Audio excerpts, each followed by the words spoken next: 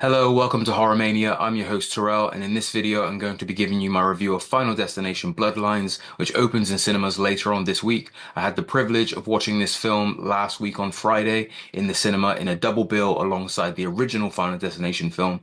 And that as an experience for me was quite a special experience because, as I've said on this channel before and many times over the years, the Final Destination franchise is very significant to me. It means a lot to me. It was one of my primary gateways into the horror genre when I was young. I think I first watched the original film when I was around 11 years old on TV, and I had very vivid memories of that experience and how it ignited my interest in the horror genre in a way that made me obsessed with the franchise. And I really did obsess over it for a number of years in my teenage years. And that was one of my gateways, one of my primary gateways into the horror genre. And it's a film I look back on fondly and a franchise I look back on fondly. And I'm always excited to see more Final Destination. So with this year being the 25th anniversary, it's very fitting that a new installment is released, and this is the first installment in the franchise in 13 years. So it is quite significant, given that many horror franchises have had new installments released within that time, and even a lot of the classic franchises have had kind of reinvigorations. If you think of Halloween, but this franchise has kind of been dormant for all that time. So I was very excited to see this franchise return, and like I said, to watch the original in the cinema last week. I love the original film, and seeing it in the cinema as an experience in itself, which heightened the experience of the film and its effectiveness, which I really enjoyed. But as for Final Destination Bloodlines, this film follows Stefani, who is a college student plagued by reoccurring nightmares of a disaster that claimed many lives.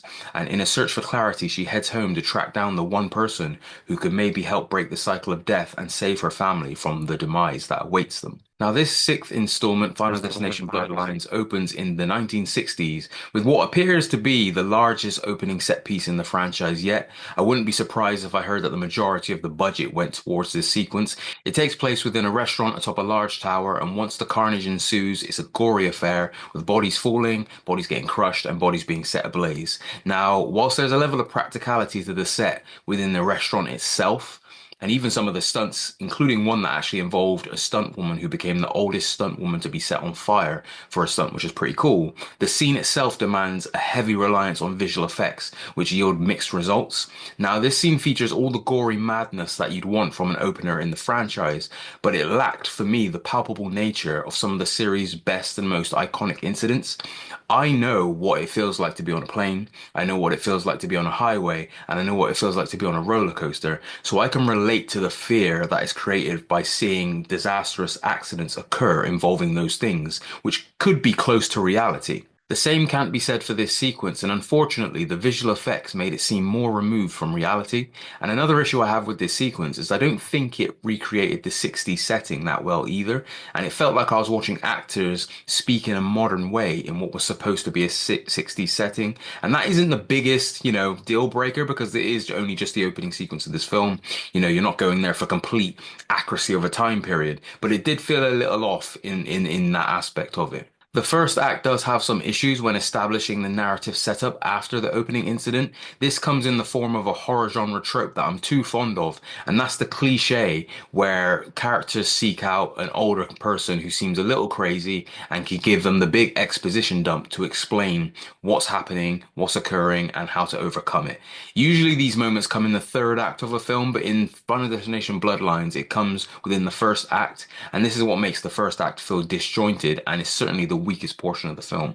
That being said, the story itself feels fresh because in the past we've experienced Final Destination stories through students, strangers, and co-workers, whereas Bloodlines presents an engaging story through the fresh perspective of a family caught within death's design. It's a refreshing change, and the script did a surprisingly good job at keeping the family drama interesting, so when the scenes focus on them to drive the plot forward, it maintained my full interest. This story introduces new elements of lore via the familial aspects, but it also finds ways to honor the established lore of the previous films, and I think that was something that benefits the film as a whole and makes it feel connected to the other films that came before it. The lead performance from Kaitlyn Joana is good, and some of the supporting characters were likable, with the main one being Eric, portrayed by Richard Harmon. He is the source of much of the film's humor, but his character is significant to the narrative in an unexpected way.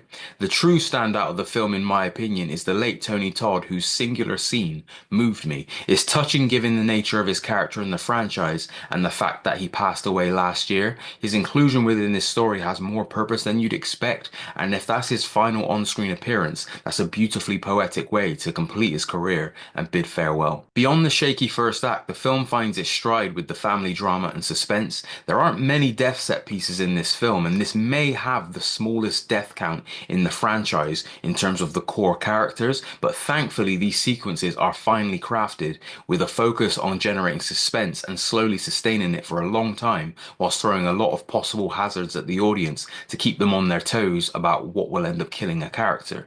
This is the core formula, in my opinion, to creating a great Final Destination death, and this film is consistent at following that formula effectively and even throwing in some immediate deaths for good measure. There's some glorious moments of violence which made myself and the crowd in my cinema audibly react. Some of the quicker kills are over the top, but that's what makes them funny and entertaining. And there's one sequence in a hospital that culminates in one excruciatingly brutal death that has everything: suspense, shocks, misdirects, humor, and of course gore.